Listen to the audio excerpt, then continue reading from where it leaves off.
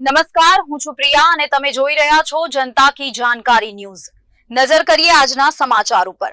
પાટણ ચાણસ્મા તાલુકામાં આવેલ મેજર તથા માઇનોર બ્રિજનું નિરીક્ષણ કરાયું।